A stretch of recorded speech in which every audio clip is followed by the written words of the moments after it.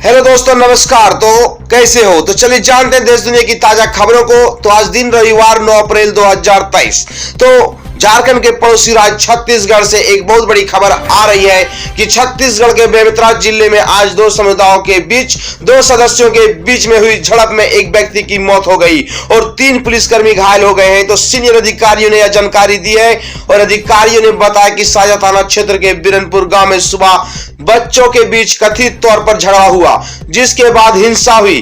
तो Bemetara collector PS Elma ने संवाददाताओं से कहा कि प्रारंभिक जानकारी के अनुसार कुछ बच्चों ने एक छोटे से मुद्दे पर लड़ाई की और गांव के दोनों समुदायों के लोग विवाद सुलझाने के लिए एक जगह पर इकट्ठा हुए। इसी बीच दोनों समुदायों में विवाद बढ़ गया, जिसमें से एक पक्ष के एक शख्स की मौत हो गई।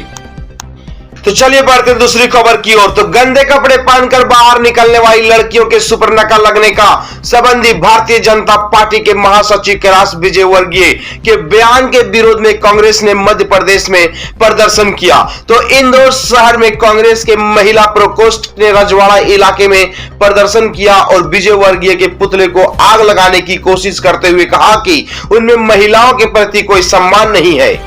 तो अगली खबर, बिहार राज्य निर्वाचन आयोग द्वारा 31 नगर पालिकाओं में आम चुनाव की तैयारी शुरू कर दी गई है और इन सभी नगर पालिकाओं में मई में चुनाव कराने की संभावना में है। और ऐसे में राज्य की 31 नगर पालिकाओं में मतदाताओं के अलावा मेयर, ड्यूटी मेयर और वार्ड सदस्य के प्रत्याशियों के लिए सिर्फ 10 दिन का समय है, जिसमें से उनके छूटे हुए नामों को मतदाता सूची में शामिल कराया जा सके। और इन नगर पालिकाओं की मतदाता सूची का ड्राफ्ट प्रकाशित किया जा चुका है और दावा आपत्ति की अंतिम तिथि 18 अप्रैल निर्धारित कर दी गई है। तो चलिए आगे बढ़ते हैं अगली खबर की ओर। तो अगली खबर आ रही है उत्तर प्रदेश से। तो दूध उत्पादों की ब्रांडिंग के लिए 40 लाख सहायता देगी योगी सरकार और इस काम के लिए मिलेंगे 5 लाख। तो योगी सरकार ने दुग्ध उत्पादकों की ब्रांडिंग के लिए हर साल 20 लाख रुपए 3 साल तक देने का फैसला किया है। तो निर्यात प्रोत्साहन के लिए यह राशि 20 लाख रुपए होंगी और योगी सरकार पिछले सरकारों में बीमारू सेक्टर में तब्दील हो चुके हैं और डेयरी सेक्टर में जान फूंकने के लिए कई योजनाएं चला रही है।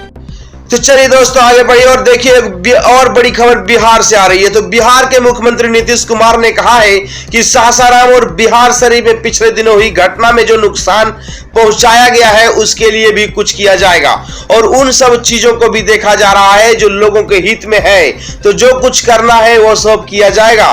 तो मुख्यमंत्री ने कहा कि दोनों जगह हुई घटना की जांच में सब लोग लगे हुए हैं और प्रशासन के लोग अपना काम कर रहे हैं। तो मुख्यमंत्री शनिवार को हज भवन में जदयू द्वारा आयोजित दावत इफ्तार के बाद पत्रकारों से बातचीत करते रहे थे और अडानी मामले में जेपीसी के गठन को लेकर शरद पवार के बयान पर मुख्यमंत्री ने कहा कि या तो वही बात करेंगे, हमने भी देखा कि लोगों की राय अपनी अपनी होती है या उनकी अपनी इच्छा है।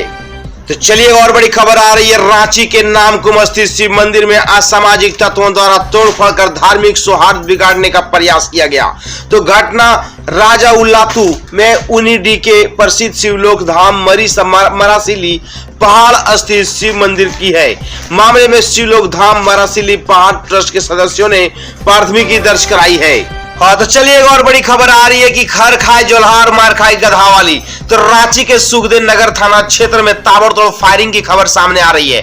तो सूत्रों की माने तो क्षेत्र में घरों पर भी फायरिंग की खबर है और साथ ही हवाई फायरिंग भी हुई है। तो बताया जा रहा है कि इलाके में बच्चों की आपसी लड़ाई के बाद फायरिंग हुई है और अपराधियों ने कई राउंड फायरिंग की है। तो घटना सुखदेव नगर के न्यू आनंद नगर की है। तो स्थानीय लोगों के अनुसार अपराधी 7 से 8 की संख्या में आए थे और हालांकि घटनास्थल पर पुलिस पहुंच चुकी है।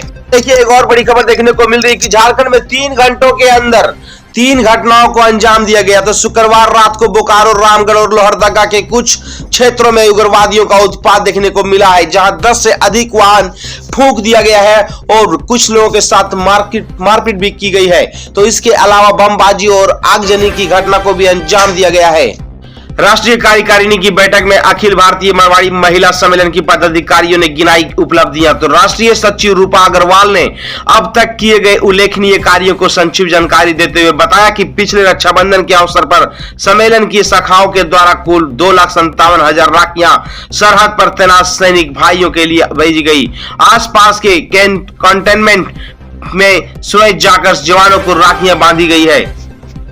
तो चलिए जानते हैं झारखंड के मौसम के बारे में। तो झारखंड के कई जिलों में थोड़ी देर में मेघ गर्जन के साथ बारिश शुरू होगी और तेज हवाएं भी चलेंगी। तो मौसम विभाग की ओर से यह जानकारी दी गई है और मौसम केंद्र रांची ने कहा है कि इस दौरान लोगों को सावधान और सतर्क रहने की जरूरत है।